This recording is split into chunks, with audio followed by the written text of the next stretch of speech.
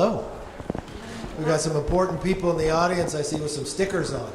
We want to welcome you to the Capitol, to the Rayburn Room. Today we're making a little history. First of all, some people will say it's a little history for the standpoint that you've got elected officials keeping their word. We made a commitment to America that we would bring a milestone bill, the Parents' Bill of Rights. And that's what today is all about. It's about every parent, every mom and dad, but most importantly, about the students in America today. You know, it's a pretty straightforward bill. We firmly believe that this bill's foundation is kind of on 5 pillars. And in today, when you introduce a bill, it always is given a number. And in the majority, you're able to reserve the first through 10. This is H.R. 5 for a very important reason. When you turn about 5 is when you start going to kindergarten, right? You start your education. But this bill, the Julia Letlow, kind of sits on 5 main pillars. The right to know what's being taught in the school, and for you to be able to see the reading materials, right? The right to be heard. So many times across this nation we found that parents were attacked, called terrorists, if they simply wanted to go to a school board meeting to be heard about what's going on. The right to see the school budgets and how they spend their money.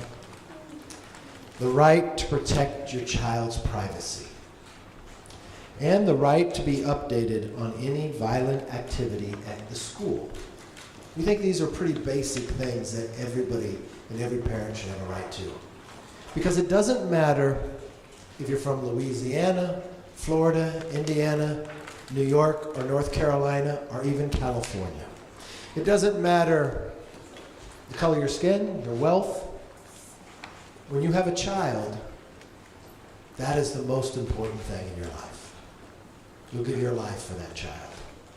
And one thing we know in this country is education is the great equalizer. And we want the parents to be empowered. And that's what we're doing today. That you have a say in your kids' education, not government, and not telling you what to do. So that's why I believe it's a milestone. That's why I'm excited about what's happening today. And I've got some great individuals up here joining with us, and what I'd like to do, have them say a few things, and then most importantly, we want to hear from the parents. And you can even ask us some questions. So let's start with our conference chair, Elise Stefanik. You want to say a few things? You've been on this bill for quite some time, working to make sure this day comes to fruition. And you know why she's smiling so much?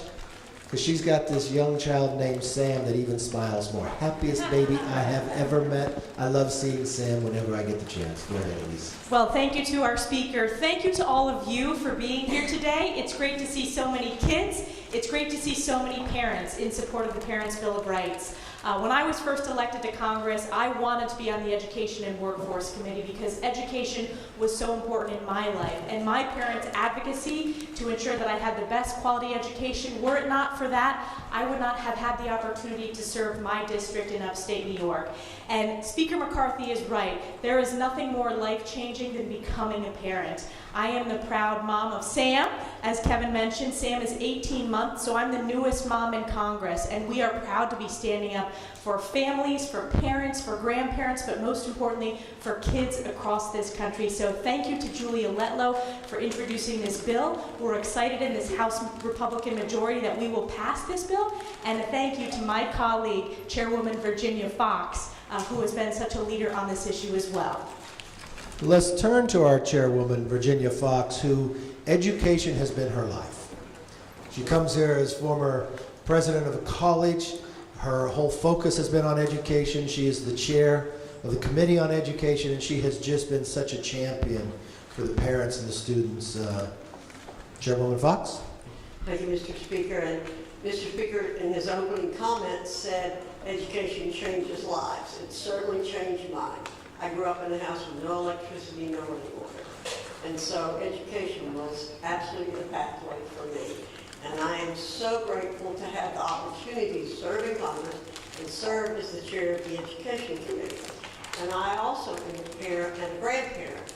And I know, as all parents in here know, that children are our greatest blessing, and we will do everything we can to help those children succeed.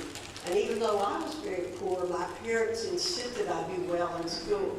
And I did do well in school because my parents were my first teachers and nurturers, and they wanted me to grow up to be a productive citizen.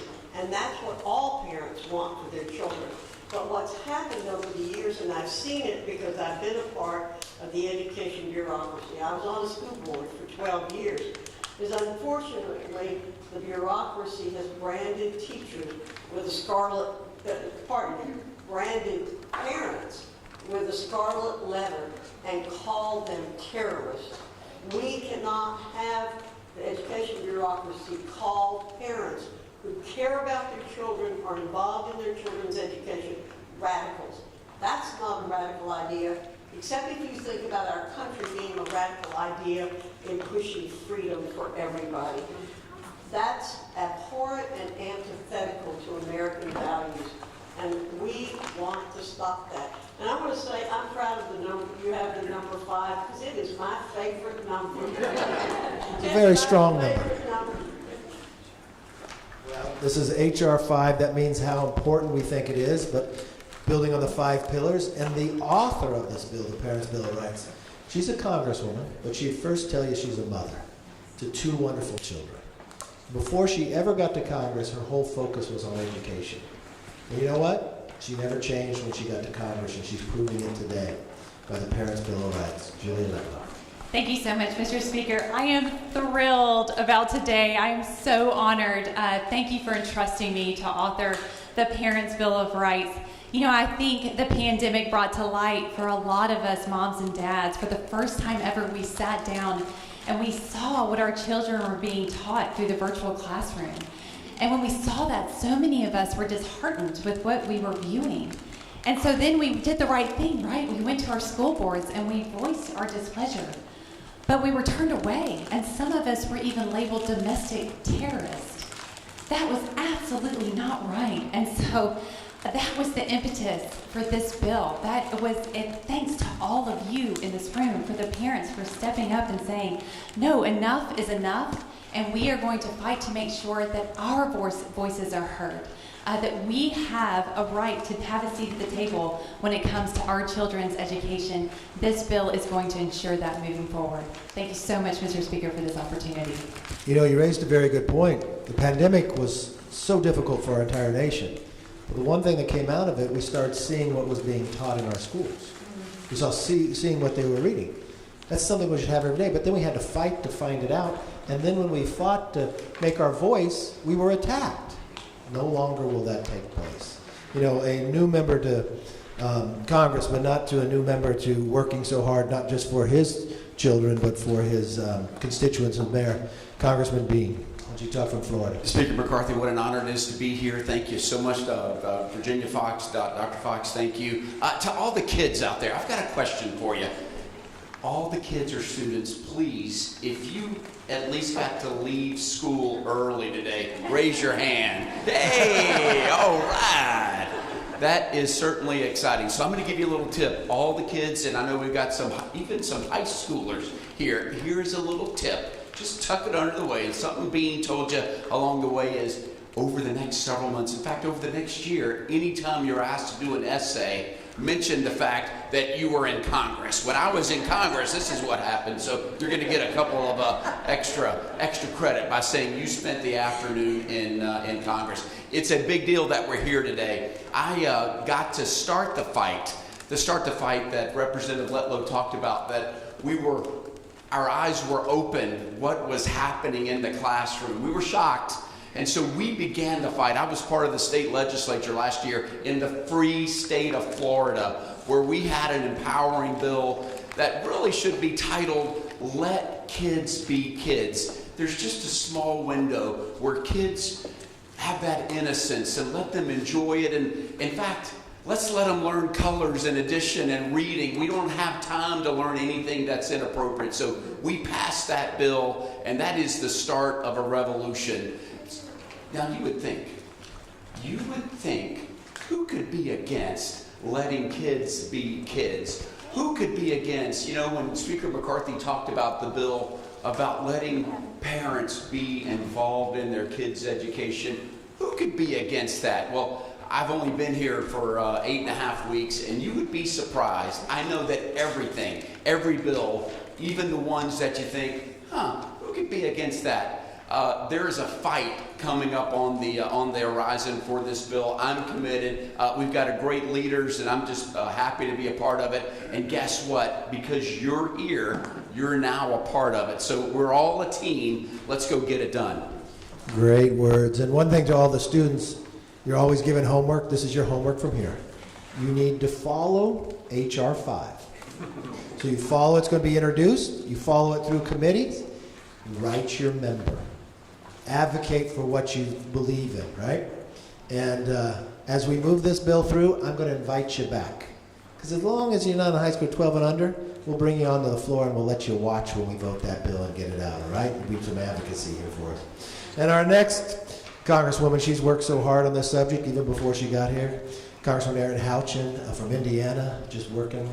Thank you, Mr. Speaker. I am so honored to be part of this panel and this bill. I did work on this issue. I've been fighting what I call the educational industrial complex back in the state of Indiana for many years in the state legislature. I'm so proud to have been at the forefront of those fights. And when we fight to win. And that's exactly what we're going to do on this issue. Representative Letlow, Dr. Fox, thank you for leading the charge on this for these parents and these kids. It's kind of amazing to me that we even have to have a bill, because this seems like the schools should be doing this anyway. But we did realize during COVID that our kids were learning things and being exposed to things that parents were shocked by, to be honest. And the president in the State of the Union talked about starting kids as early as 4 years old. So that makes this even more critical that we get this done, and we will. And we do have a fight ahead, but you got several fighters up here that are there for you, and we appreciate you being here for us. Thank you. Well, thank you all very much for the comments, but just how we even, before we wrote this bill, what we did, we went out and listened to parents. That's what Julia did, listen to parents. And today, we want to do the exact same thing. So I know there's a few in the audience, you might have a couple questions. I made sure I had very bright people around me that can answer these questions. So come on up to the mic. How do we want to do it?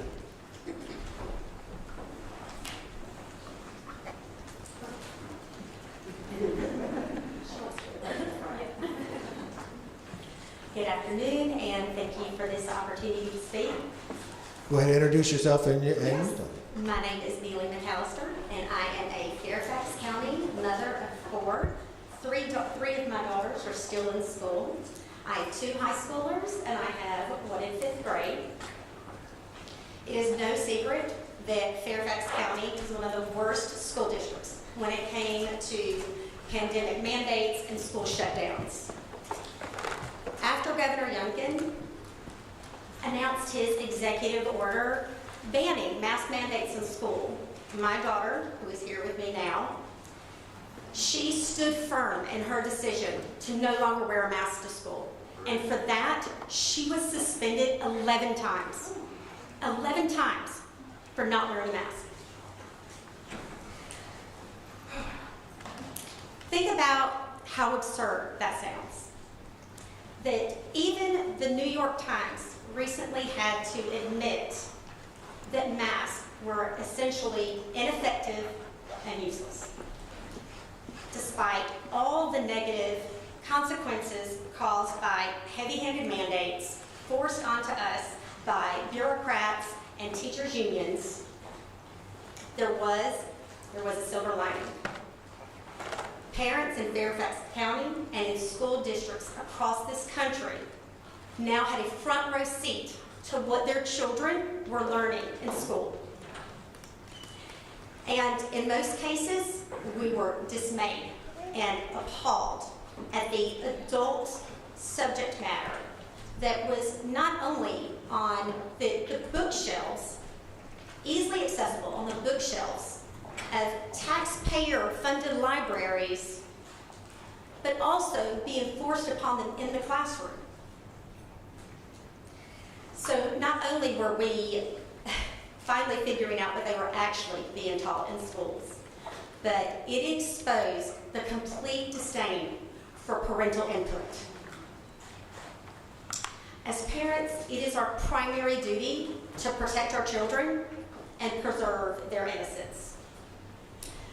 Unfortunately, there is a toxic movement infiltrating our schools that is more interested in pushing a political agenda rather than teaching our students, our children, what the subjects we were taught in school: math, reading, science, history. So my question is, how will the Parents' Bill of Rights, introduced today, how will that ensure parents have access to the curriculum and the reading material, and inviting parental input?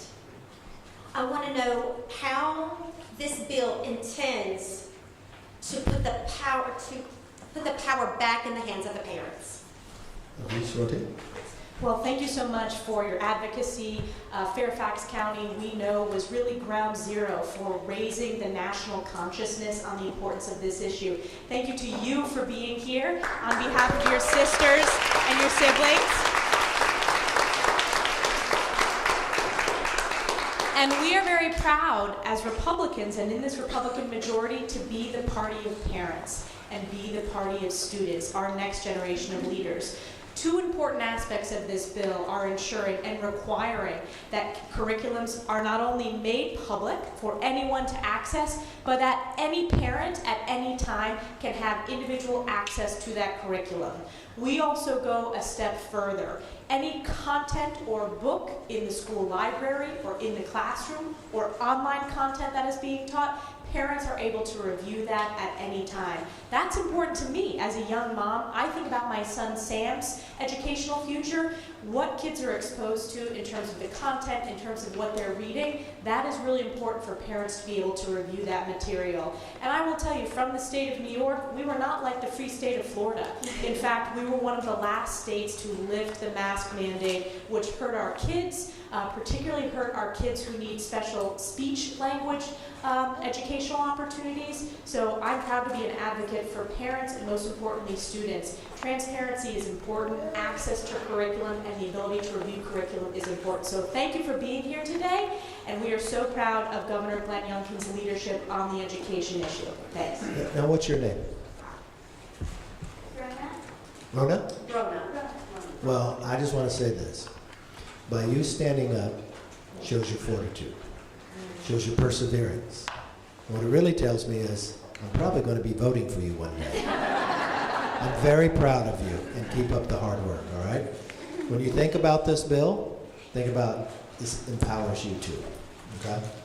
Thank you for coming. Thank you. Appreciate you.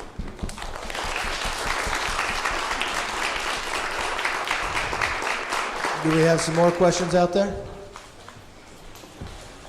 Good afternoon. My name is Nicole Solis, and I am a mother from Rhode Island who was sued by the teachers union simply because I wanted to know what my kindergartner would be learning in school. And here's how this happened. I asked to see the curriculum, and my school told me I had to submit a public records request. The curriculum wasn't posted online, and it wasn't available in a school district.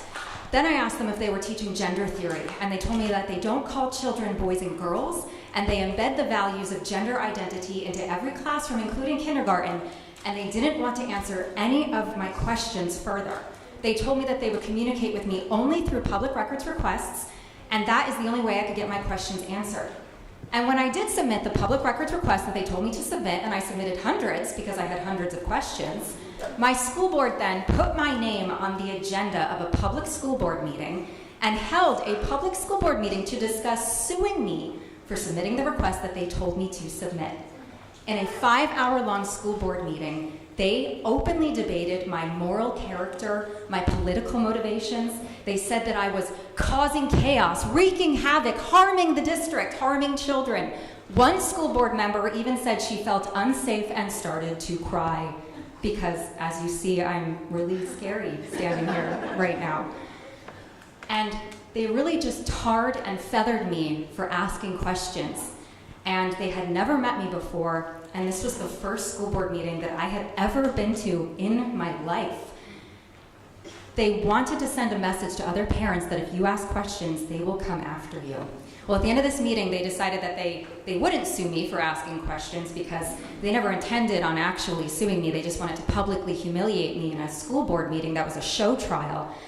And when that happened, then the teachers union, the largest teachers union in the country, the NEA, did file a lawsuit against me to bully me and harass me with frivolous litigation and to send a message to other parents that if you ask questions about public education, they will come after you. And I'm here so that this doesn't happen to any other parent in America. I'm still in litigation for almost 2 years with the teachers union. I still don't have my answers. But what I do know is that my school district and my teachers union didn't want to just hide the curriculum from me. They wanted to ruin my life just for asking for it. And I don't want that to happen to any other parent in America. So I'm very happy to be here today with this bill. And my question for you is, how will this bill ensure that parents like me can get their questions about education answered? Okay, you want to take this, Virginia? I will. First of all, Nicole, let me say thank you to you. Let me say thank you to Rona again for having courage. The story you've told indicates that they are bullies. They are bullies. They're supposed to be stopping bullying in the schools, but they themselves are role models for bullies. And thank the Lord that you did not step down, and I'm sure there will be other parents who are going to speak here and say they're not. But the Parents' Bill of Rights guarantees that you have the right to go to the school board. I mentioned earlier I was on a school board for 12 years, and I actually saw during my time on the school board a group of 10 parents could change the minds of school boards in those days. That has changed again because of the power of the union bosses primarily who want to keep the control of the schools. But I brought my pocket copy of the Constitution with me today because Republicans pride themselves on doing things according to the Constitution. And so what the Parents' Bill of Rights has done is put into language that lives the Constitution. So we say one of the rights you have is to meet with and communicate with the officers of the school board and the school board. And where does that stem from? That stems from the First Amendment. And so I'm just going to reiterate that a little bit because I think it's very important. And I hope for any of you, if you run into this kind of problem with the school boards, just take your pocket copy of the Constitution with you and say, this is my right as a citizen, as a person who lives in this country. You don't even have to be a citizen. You can be you'll be legally here. So let me say, Congress shall make no law respecting an establishment of religion or prohibiting the free exercise thereof, or abridging the freedom of speech or of the press. But here's the most important point for our discussion today. Or the right of the people peaceably to assemble. So when you go to a school board, you are there to peaceably assemble and to petition the government for a redress of grievances. And that's what you were doing. You were completely within your constitutional rights to do what you were doing. And our freedom goes away when these bureaucracies and these petty tyrants stand up to tell you what you cannot do and then sue you to intimidate you. But you have a rock to stand on, and that's the Constitution. And what the Parents' Bill of Rights is doing is reiterating to people in this country that we believe in the Constitution. We as Republicans believe in the Constitution, and we're upholding your rights as parents and students and citizens of this country. So God bless you for doing what you've done, and you'll prevail. You will prevail. Thank you very much. Parents will prevail. Thank you. I hope everybody, listen, I wouldn't believe that was even true in America if you didn't stand up and tell me that. Just think, they sued you for asking what's being taught to your child. I mean, we wouldn't think we'd have to do this bill, but you are the exact reason why we have the Parents' Bill of Rights. So, thank you for fighting. Appreciate it. Yes? Hi. My name is Stacy Wimsley. I'm a resident of Westchester, Pennsylvania, and a mother to 2 sons with special education needs.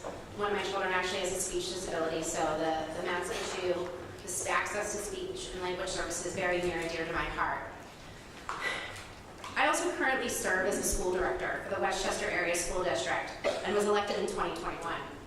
I ran for this position after struggling to be heard as a parent, a taxpayer, and as a concerned member of my community. So I am so excited to see attention at the national level on parent rights in public education, and I just want to applaud all the other mothers and children who stood up here today. Transparency in public education, especially with respect to expenses and taxation, was a cornerstone of my campaign and advocacy within my community. Fiscal responsibility continues to be a priority for me as our district operating expenses have increased almost $100 million in just 10 years. That's an almost 40% increase in that time period. While I live in an area that is considered affluent, we have seen the cost of living rise in accordance. We also have a rising number of retired and fixed income residents and an increasing number of Title I elementary schools, which means that 40% of our families do not make a living wage for our area. We cannot continue to tax and spend, even with modest tax increases, without negatively impacting our community, especially in a time when we know the last 3 years have resulted in historic learning loss. Our own district standardized test scores indicate that we have not recovered from those educational impacts. And when we attempt to address the learning loss, we have to invest significant time, money, and resources for little gain. Districts across this country will continue to face those headwinds, resulting in more spend without the guarantee of understanding how those costs are tied, positively or negatively, to learning loss and to educational outcomes. I have learned a lot in my first 15 months in office, and while we do publish our financial statements regularly, they are not easily digested by the average citizen. In fact, our district was recently audited by the Pennsylvania Auditor General, and we received severe criticism on some of our budgetary practices, especially with respect to growing reserve accounts. Last year, I voted against our annual budget as it once again included a multi-million-dollar increase in operating expenses and a tax hike for our residents. So my question for you today is, what can pillar number 3 of the Parent Bill of Rights do to help ensure that there is meaningful disclosure of school budgets and spend so that our average citizens can not only understand, but constructively challenge how those budgets are built, executed, and reconciled each year? All right. First, Stacy, thank you so much for stepping up and running. I am so confident that parents will have a seat at the table because parents just like you are stepping up and running for your school boards and for being the school director and for having a voice for your 2 boys. What are your boys' names? This is Liam, he's 11, and Connor, he's 12. Welcome Liam and Connor to the People's House, your house. We're so excited to have you today. Mama to Mama, I share your concern, and that was really why I was so honored to author this bill, because it's really about 2 things. It's about transparency and accountability.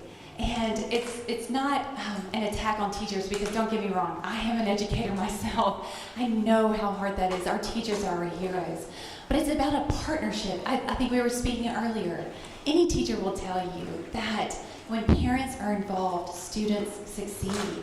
And we want to make sure that parents have a seat at that table. And so this bill doesn't only outline and make public a curriculum, but it also makes public the finances and the budget that your tax dollars are being used to fund our schools. Doesn't that make sense? I mean, absolutely should. And as a parent, any parent should be able to easily identify those dollars and be able to interpret that budget. You shouldn't have to be an accountant to be able to read a school's budget. A forensic accountant. There you go. And I am not, but I'm doing my best. So this bill will clearly defines that each school and each school district will have to lay that out yearly. This is so important as schools are continuing to use those COVID dollars. We want to make sure that they are addressing the learning loss that our students experienced. So please feel confident that within this bill that you are going to know without a doubt how your tax dollars are being used. Again, I can't thank you enough for stepping up, for fighting for our parents, but most importantly, fighting for our kids and our next generation. Thank you. God bless you. Thank you for standing with us. Thank you. Have any more questions? Come right up. Drop my paper so you gotta bear with me. My name is Scott Smith. I'm here today as a father and taxpayer. And like all of you, I want a future where our children are safe at school and not sexualized, politicized, and radicalized. 18 months ago, I was arrested at a Loudoun County School Board meeting. I was restrained, tackled, and charged with disorderly conduct and slandered in the media across the world. But my real crime was voicing my concerns as a parent, standing up for my family and my community. In May 2021, my daughter was sexually assaulted at her school in her female bathroom by a boy wearing a skirt. As any parent can understand, this was a painful and devastating time for our family. This should have never happened and could have been prevented. I went to the school board meeting to speak up for my daughter and to get some answers that we deserved. But instead of putting her safety and our safety of other students first, the Loudoun County School Board tried to hide the facts and protect their administrators at all costs. We now know that 3 young girls were attacked by the same now convicted sexual predator. The school board has failed each of these young girls and their families every step of the way and continues to do this every day, to this very day. A special grand jury report ordered by our new governor, Governor Glenn Youngkin, released last year, confirmed the board's lack of transparency and failures to the district's families. Yet the school board still refuses to be transparent and take accountability. To this day, nothing. 2 weeks ago, LCPS officials voted against releasing the redacted report of the independent review that they did, and they told us that they would be transparent with it, but they refused to release it. This is an insult to every parent in the district. It disrupts the trust that we have and keeps the community from healing. No family deserves to be treated this way. Parents deserve answers. We deserve transparency. We have the right. Our children belong to us, the parents. We are not so-called domestic terrorists. We are loving parents who are committing to promoting the well-being and safety of our kids and their education to become smart and make good things for themselves. I came here today to share our family story in the hopes that we can prevent other parents from living through the same nightmare. My question is, how will the Parents' Bill of Rights introduced today help protect students like my daughter's privacy and ensure parents are updated on violent activity at school? This would have prevented a lot. Before we go, I watched you on TV that day, and I want you to know every parent in America stood with you. And thank you for standing.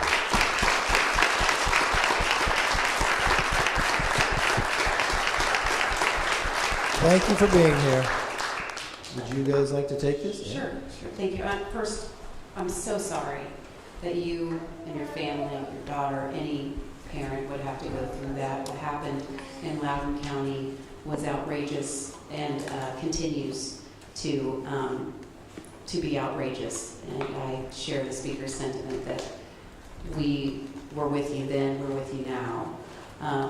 With specific emphasis on the knowledge of violent activity that happens in the school. That's a very important part of the Parents' Bill of Rights, because anytime, this is why I said in my opening remarks that it's kind of out of, it's in disbelief that we even have to put this in, the language in, that would ask or tell schools to notify parents when something violent happens in the school, that they would be required to tell parents. I would kind of hope they would just do that anyway, at a general good practice for the safety and well-being of their students.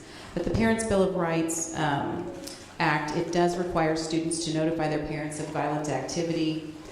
There's a specific section under Section 104 that talks about the right to information about violent activity in the child's school and timely notification of any violent activity. Again, I think this is the absolute least we can do, something schools should be doing anyway. I'm so grateful that it's part of the Parents' Bill of Rights, and I'm just very sorry that you had to go through, and your family and your daughter had to go through what you did. But I thank you for sharing your story and standing up for your family as any of us would, and we'll include that as a safety precaution for students moving forward that don't have to go through that again. Thank you. And Mr. Smith, you asked about privacy too, and I too. Everybody on the stage, everybody in this room is with you, and it's an outrage what happened to your family, and then to be arrested, to just recalling the fact that my daughter was assaulted, truly is an outrage, and every parent's nightmare, relived over and over. But let me tell you, and I got to say hello to you, and I got to Jessica. You're filming on the phone right now, and thank you for your courage of continuing to fight.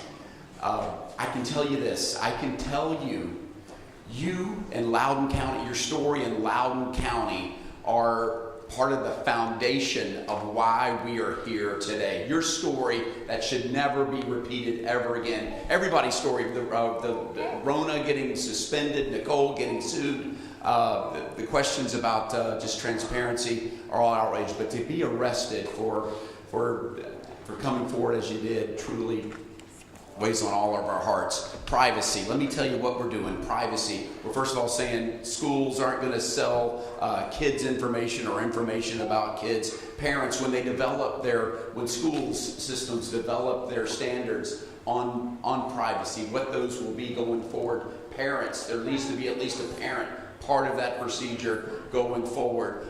There needs to be permission granted before medical exams or whatever it is you're doing physically to a kid. Parents need to say yes, need to be asked, and we shouldn't allow our schools. But let me tell you what really is disturbing. And you would think, once again, why do we want to put that in there? There is never a time when a teacher should tell a student, let's keep this between ourselves. Let's not tell your parents what we're doing or how this is going down. Never. I can never think. And this bill says, no, we're not going to allow that going forward. Parents are not going to be kept in the dark. Parents are going to be part of the education process going forward. One last thing. When we talked, you said that you were looking possibly at other states. I want you to know Florida would welcome you. We would love to have you in the free state of Florida. Thank you a lot.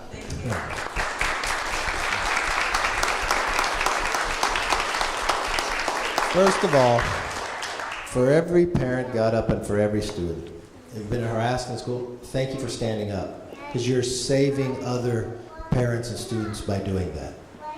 So I want you all to remember H.R. 5, the Parents' Bill of Rights. 5, age the kids start going to school. but it's built on 5 pillars, right? The right to know what's being taught in your schools and to actually see it. The right to be heard and not sued for asking. The right to see your school budgets and to understand how they're spending the money. The right to protect your child's privacy. And for the teacher not to be the parent. The parent is always the parent. And the right to be updated on any violent activity at the school, so you know what's happening. I think it's common sense, but unfortunately, it doesn't seem like it's happening. But you know what? In a new Congress, we keep our word, we keep our promise, and more importantly, we're going to make sure the Parents' Bill of Rights get through this House. Thank you for joining with us today, but join with us as we move this bill. Thank you very much.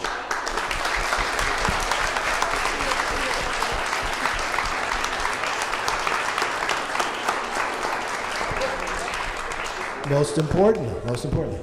All right. What we want you to do, you know, when you watch things that happen for bills, they have to get signed, right? So what we want you to do is join with us in your support. Sign over here. The parents and the students can sign as well. Your support for the Parents' Bill of Rights. And what we're going to do too is we're going to put it online, because we want millions of parents across this country to join with us. This is the people's house. We want the people to be involved in moving this bill and making it all important. So for those who got up and spoke, why don't you be the first? You stood up with everybody else, come on over.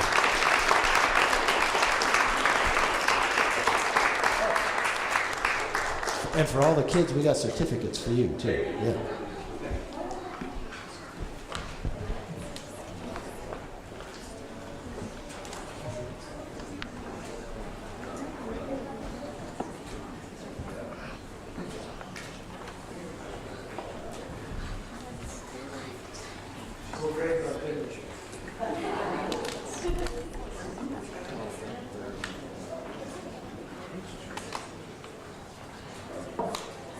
Kids get certificates for parents now. You definitely earned a certificate.